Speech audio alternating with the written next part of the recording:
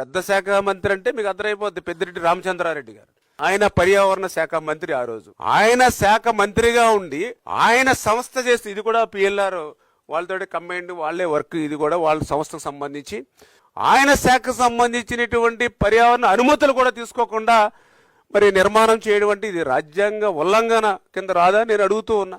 ఇవాళ సమాధానం చెప్పాలి రాయలసీమ వాసులకి. ఎందుకు సమాధానం చెప్పాలంటున్నానంటే 700 కోట్ల రూపాయలు ఆల్రెడీ ఖర్చు పెట్టాం. 100 కోట్ల రూపాయల జరిమానా విధించింది ఈవేళ ఎన్జిటి, నేషనల్ గ్రీన్ ట్రిబ్యునల్. ఏ విధంగా ఈసీ ఎన్విరాన్మెంట్ క్లియరెన్స్ లేదని చెప్పి 100 కోట్ల రూపాయలు ఆల్రెడీ 25 కోట్ల రూపాయలు చెల్లించాం. ఎవరి డబ్బులు ఇవన్నీ కూడా?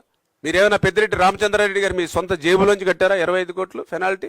మిగిలిన 75 కోట్లు మీరు కడతారా జగన్మోహన్ రెడ్డి గారు మీ ఆస్తుల నుంచి?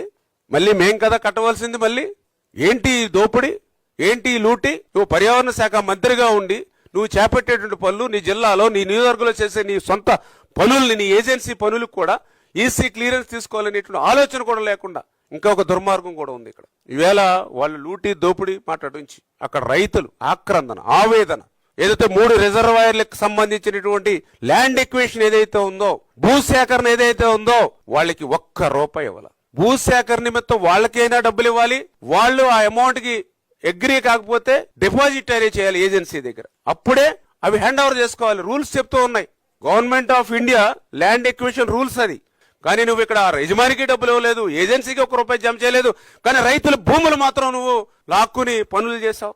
మరి ఈవేళ రైతులు భూమికి సాగు చేద్దామంటే భూమి లేదు వాళ్ళకి. ఈవేళ ఆ భూమిలో కట్నం ఇచ్చారు. నాకు ఎందుకంటే చాలా మంది, నేను గ్రౌండ్ లైన్ లో ఉంటాను కాబట్టి ఎంతో మంది వచ్చి కళ్ళ నీళ్ళు పెట్టుకుంటూ ఉన్నారు. నాకు 10 ఎకరాలు పొలం ఉంటే అందులో 5 ఎకరాలు నేను కట్నంగా ఇచ్చాను. ఈ రోజు మా అల్లుడు మా అమ్మాయిని ఇంటికి పంపించేస్తానంటున్నాడు.